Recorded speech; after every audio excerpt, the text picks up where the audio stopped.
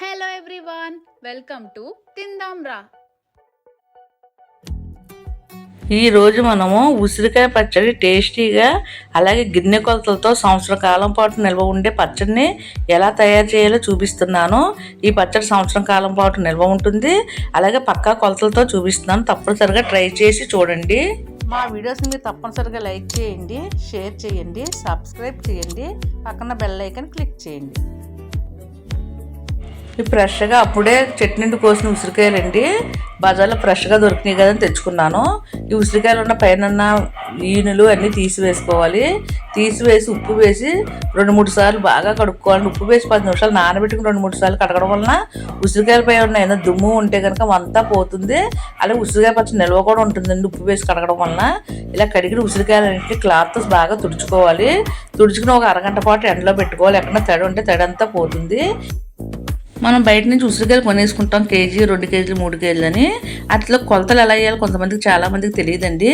కానీ ఇలా గిన్నె కొలతలతో కానీ గ్లాస్ కొలతలతో కానీ చేసుకుంటే కనుక మన దగ్గర ఎన్ని ఉసిరికాయలన్నా ఈజీగా పెట్టేసుకోవచ్చండి. ఇక్కడ నేను 1 కేజీ ఉసిరికాయలతో పడుతున్నాను. గిన్నెతో కొలుచుకుంటే కనుక ఇక్కడ 4 గిన్నెలు ఉసిరికాయలు అయ్యాయండి. కానీ గాజు గిన్నె కానీ మీ ఇష్టం దగ్గర ఏ గిన్నె అనుకూలంగా ఉంటే కనుక ఆ గిన్నెని తీసుకోవచ్చు. ఇక్కడ ప్లాస్టిక్ గిన్నె తీసుకున్నాను.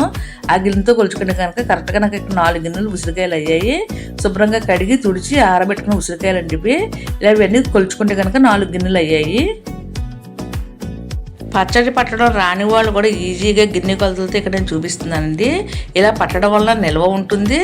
అలాగే కరెక్ట్గా కొలతలు కూడా తెలుస్తాయి. ఇక్కడ 4 గిన్నెలు ఉసిరికాయలు తీసుకున్నాను కదా. మనం ఏ గిన్నెతో ఉసిరికాయలు కొలుచుకున్నామో అదే గిన్నెతో చింతపండు కొలుచుకోవాలండి. చింతపండులోని ఈనెలు పిక్కలు ఉంటే తీసివేయాలి. గిన్నెలో వేసి చింతపండు కొలుచుకోవాలండి. చింతపండు మరీ గట్టిగా నొక్కకుండా ఇలా పైపై నొక్కుని తీసుకుంటే చింతపండు కరెక్ట్గా సరిపోతుందండి. ఇలా ఉండలా చేసుకుంటే కనుక పెద్ద బద్దగా ఎంత ఉండ అవుతుందండి. ఇలా తీసి పెట్టుకున్న చింతపండు 2-3 సార్లు శుభ్రంగా కడిగి వేడివేడి నీళ్ళు వేసి నానబెట్టుకోవాలండి. ఇలా వేడివేడి నీళ్ళు వేసి నానబెట్టుకోవడం వల్ల చింతపండు తొందరగా నానుతుంది. స్టవ్ పైన చిన్న కడాయి పెట్టుకోవాలి. దాంట్లోనూ మెంతులు వేయించుకోవాలండి. ఇక్కడ 2 స్పూన్లు మెంతులు వేసి వేయించుకుంటున్నాను. మెంతులు మాడిపోకుండా మంచి రంగు వచ్చే వరకు వేయించుకోవాలి. మెంతులు బాగా వేగితే కనుక టేస్టీగా ఉంటుంది. మెంతులన్నీ వేగిన తర్వాత ఒక ప్లేట్లో వేసుకుని చల్లారనివ్వాలి. మెంతులు వేసి వేయించుకున్న కడాయిలోనే ఒక 4 స్పూన్లు ఆవాలు వేసి వేయించుకోవాలి. ఆవాలు ఎక్కువ వేగనవసరం లేదండి, కొంచెం వేడెక్కితే సరిపోతుంది. చాలామంది అయితే పచ్చి ఆవపిండే వేసుకుంటారు.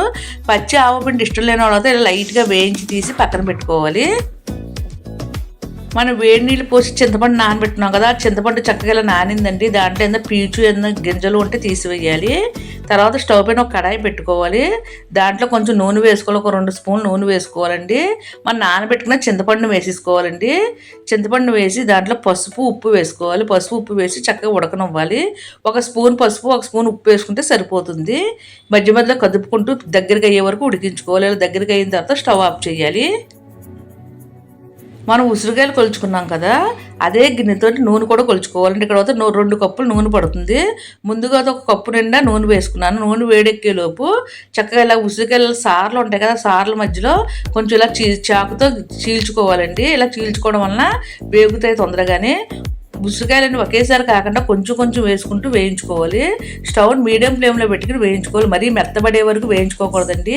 మరీ మెత్తబడే వరకు వేయించుకుంటే కనుక పచ్చడి ఊరే కొలిది ఉసిరికాయలు ఇలా విడిపోయినట్లుగా వస్తాయి. కొంచెం మెత్తబడితే సరిపోతుంది. ఇలా వేయించుకుని తీసి పక్కన పెట్టుకోవాలి.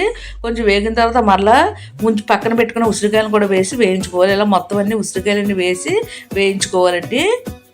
ఉసిరికాయలు వేయించి తీసి పెట్టుకున్నాం కదా, ఆ నూనెలో 1 స్పూన్ నిండుగా ఇంగు పొడి వేసుకోవాలి.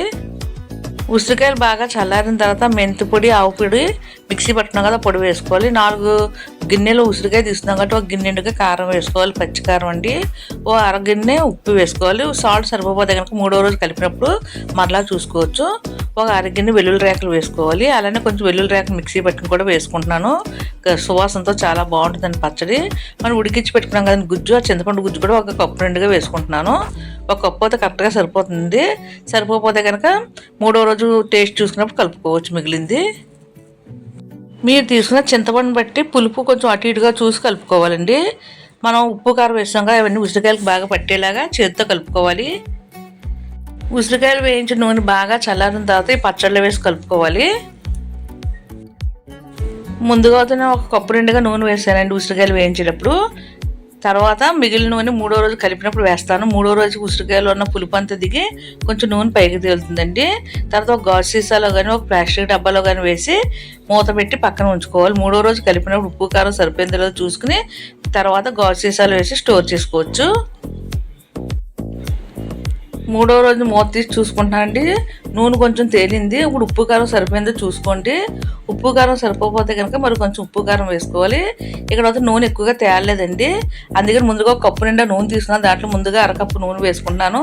అరకప్పు నూనె వేసి కలుపుకున్న తర్వాత మిగిలిన అరకప్పు నూనె కూడా వేసుకుంటున్నాను. మొత్తానికి ఇక్కడ అయితే 4 కప్పులు ఉసిరికాయలకి 2 కప్పులు నూనె పట్టింది, ఒక కప్పు నిండుగా కారం పట్టింది, ఓ అరకప్పు ఉప్పు పట్టిందండి. దీన్ని బట్టి మీ ఉప్పు కారం టేస్ట్ని బట్టి చూసుకోండి. తర్వాత సర్వింగ్ బౌల్ వేసి సర్వ్ చేసుకోవాలండి. ఈ పచ్చడిని ఫ్రిడ్జ్లో నిల్వ చేసుకుంటే సంవత్సర కాలం పాటు నిల్వ కూడా ఉంటుంది.